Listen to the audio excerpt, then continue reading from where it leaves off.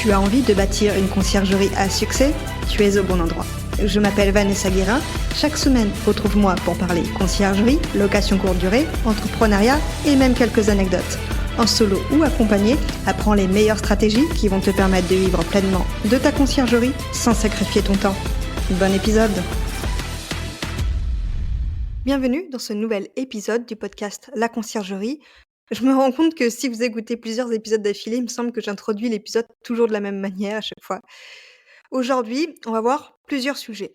Quand on se lance dans la location courte durée en tant que conciergerie, sous-loueur ou investisseur, on peut vite être débordé par la gestion quotidienne de ses logements, ses annonces et tout ce qui va avec. Dans l'épisode 51, Nicolas de la chaîne YouTube Automatic BNB nous expliquait comment il arrive à passer seulement 2 heures par semaine pour ses 20 logements. Il a réalisé la semaine dernière un webinaire en direct sur le sujet pour nous donner ses secrets. Ce webinaire, je l'ai suivi en incognito et il y avait vraiment beaucoup de valeur. Le prochain webinaire est le 12 mars à 20h et je vous conseille vraiment d'y participer. Je vous mets les infos en description de l'épisode et bien sûr, vous retrouverez ces infos dans la newsletter qui sort jeudi matin. Deuxième chose à vous dire, il y a actuellement 81 notes sur Apple Podcast et 91 notes sur Spotify. Merci pour ça. Si vous n'avez pas encore noté ce podcast, sachez que c'est crucial pour le développer et surtout, ça m'aide à avoir plus de poids pour démarcher des invités de choix sur le podcast. Alors merci à ceux qui y penseront. Troisième et dernière chose, c'est l'épisode du jour. Cette semaine, les invités, c'est vous. Depuis 1 an, vous m'avez posé des dizaines et des dizaines de questions sur Instagram. J'ai décidé d'en sélectionner quelques-unes et de réaliser cet épisode en mode question-réponse. Et pour la fin, je partagerai vos meilleures anecdotes, histoire qu'on rigole un petit peu. Vous êtes prêts? C'est parti. Alors, première question, quels sont les outils indispensables quand on a une conciergerie? Alors cette question m'a été posée à plusieurs reprises. Souvent, on me demandait quel channel manager utilises-tu ou autre. Alors sachez que je ne vais pas donner de nom. Il faudra que vous regardiez vous si ça s'adapte à votre utilisation. Pour moi, les outils indispensables, d'abord, ça va être de maîtriser les plateformes sur lesquelles vous allez mettre les logements. C'est bien beau de mettre sur, peut-être, 1, 2, 3, voire 5, voire 10 plateformes. Ça sert à rien si vous les maîtrisez pas. Le but, c'est de connaître comment fonctionne à peu près l'algorithme. On n'a pas besoin de connaître en détail parce que de toute façon, on le saura pas.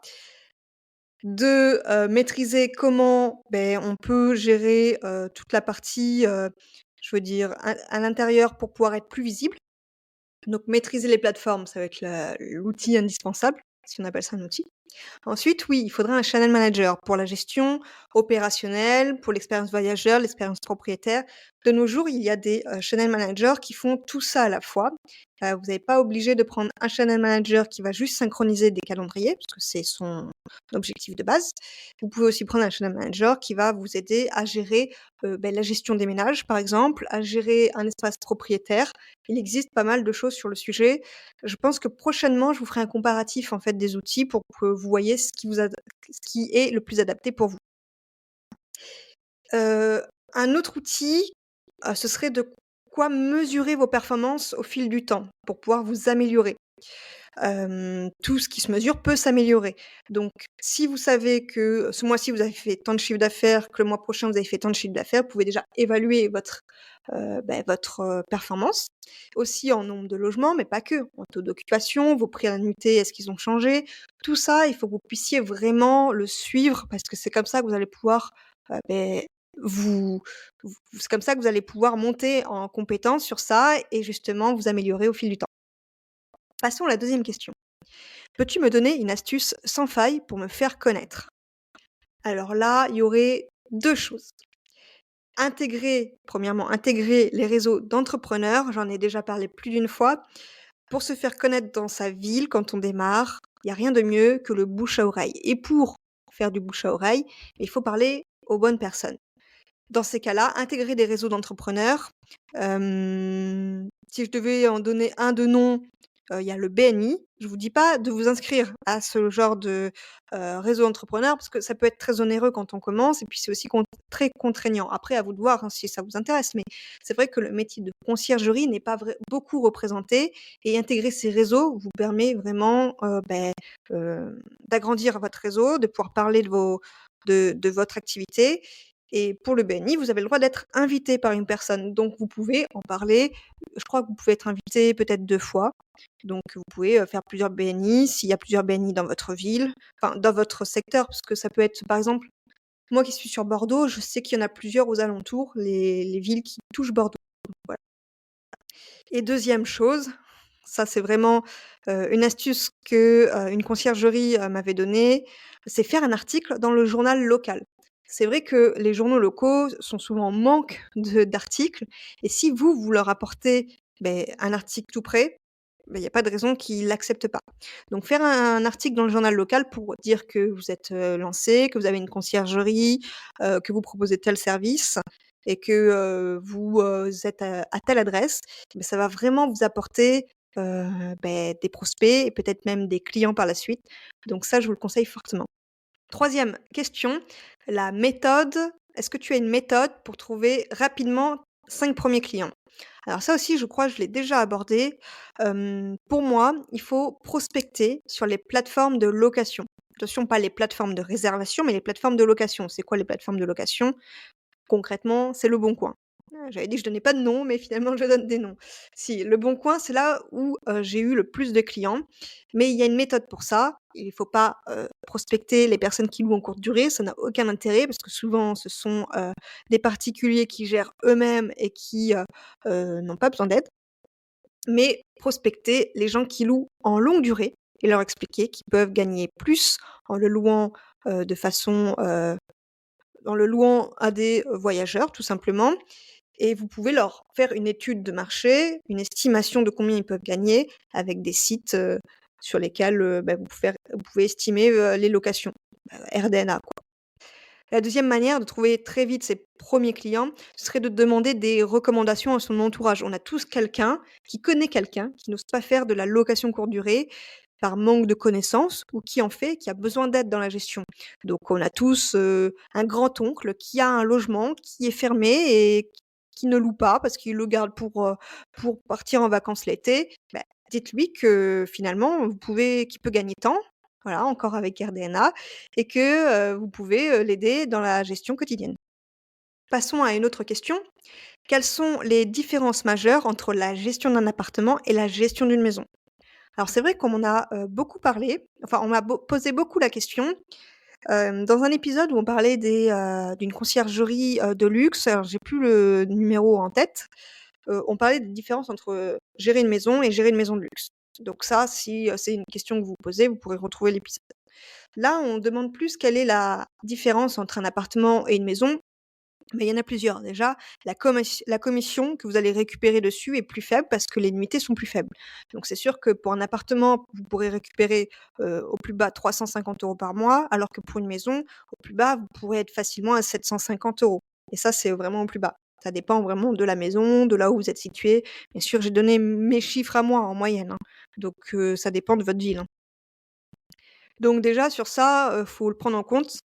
Par contre, la gestion est plus facile en appartement qu'en maison. Alors certes, vous gagnez moins, mais vous y passez moins de temps. Par exemple, un appartement va souvent être plus petit qu'une maison et est plus facilement automatisable aussi. Donc vous n'avez pas besoin d'accueillir des voyageurs, vous passez moins de temps à faire les ménages ou à déléguer les ménages.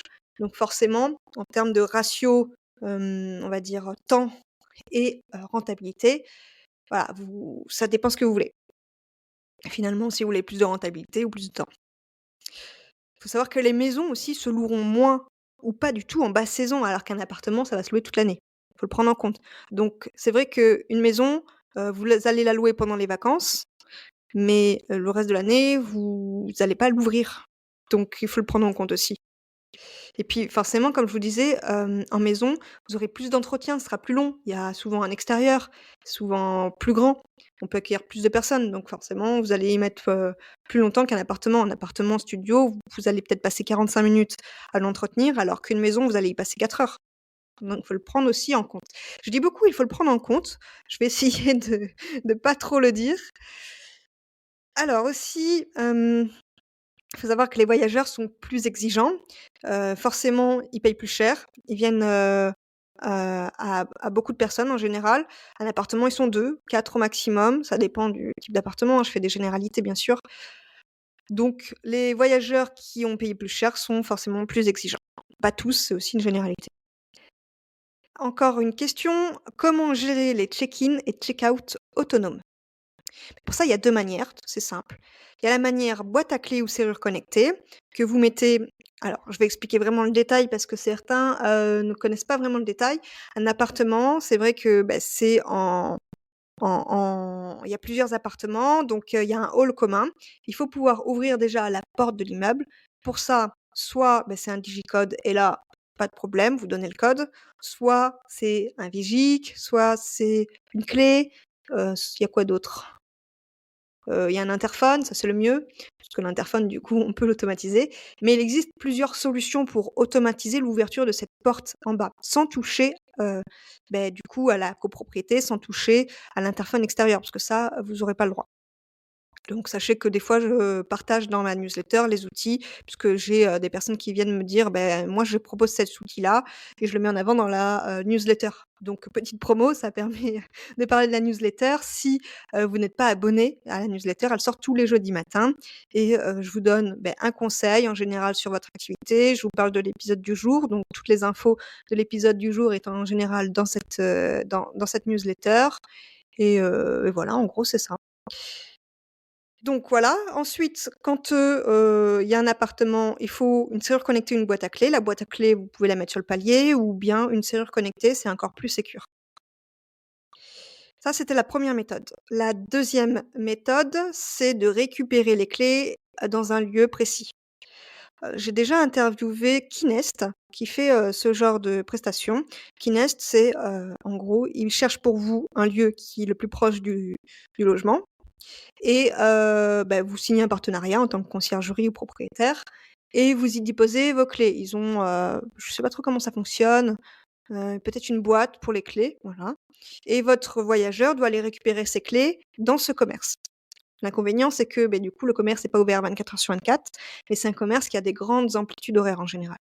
C'est aussi un moyen pour le voyageur de rencontrer quelqu'un dans le commerce. Par contre, c'est indépendant de votre conciergerie, vous ne savez pas si la personne sera professionnelle au commerce. Ça peut, malheureusement, on va dire, avoir des répercussions sur votre notoriété si le commerce, n'est pas, je sais pas, professionnel, aimable ou autre. Il faut aussi le prendre en compte. Alors je dis pas qu'il y a que des inconvénients, hein, c'est aussi bien d'aller récupérer les clés à un seul endroit, mais ça, c'est seulement si vous n'avez pas la possibilité d'automatiser avec une boîte à clés, une serrure connectée, j'ai envie de dire. Passons à la question suivante. Comment ouvrir une conciergerie dans une seconde ville? Alors c'est vrai qu'on m'a posé la question. Alors ça, je voudrais, clarifier les choses. On ouvre une conciergerie dans une seconde ville uniquement quand on a déjà été bien implanté dans la première ville, attention. On va pas s'ouvrir un peu partout si on maîtrise pas chacune de ces villes. Donc d'abord, il faut automatiser le plus de choses dans sa première ville afin de se dégager du temps pour développer la seconde ville. Si cette seconde ville n'est pas très loin, alors le local que vous avez dans la première ville peut suffire. Parce que oui, il faudra un local. Ça, c'est la première étape en général. Et si c'est loin, il faudra trouver un autre local et de nouveaux prestataires aussi, parce que du coup, les prestataires vont pas aller, très loin. Ils vont souvent rester dans la même zone et il faudra tout recommencer de zéro, en fait. Se faire connaître, faire sa publicité, les rendez-vous clients qu'il est fait, ça dépend si vous êtes au milieu entre les 2 villes ou si c'est vraiment l'autre bout de la France, là, il faudra trouver quelqu'un. Mais ça, je vous le conseille vraiment pas si vous démarrez. D'abord, implantez-vous dans votre ville ou dans la ville que vous avez décidée, hein et développez cette ville à fond, soyez le leader de cette ville si possible et ensuite vous verrez pour ouvrir une autre ville. Alors pourquoi ouvrir une autre ville d'ailleurs? C'est pas une des questions, c'est la question que moi je me pose. Pourquoi ouvrir une autre ville? Ça peut être pour plusieurs raisons. Il y a de plus en plus de concurrents dans votre première ville. Le but, ce serait soit de performer et d'être vraiment le leader de cette ville, soit vous dites: «Bon, je vais ouvrir une seconde ville, comme ça je vais récupérer les parts de marché de cette ville-là». Mais ça peut être aussi parce que vous avez peur de la réglementation. Dans cette première ville, c'est une ville, plutôt grande, on va dire et vous avez peur que vous n'ayez plus le droit de louer. Et ça, c'est une bonne raison d'aller, dans une seconde ville qui est de taille moyenne. Comme ça, votre, conciergerie, votre business va pas s'arrêter du jour au lendemain s'il y a une réglementation qui dit, qu'on ne peut plus louer en location courte durée. Et 3e raison de s'ouvrir à une seconde ville, mais vous êtes, le leader de la première ville.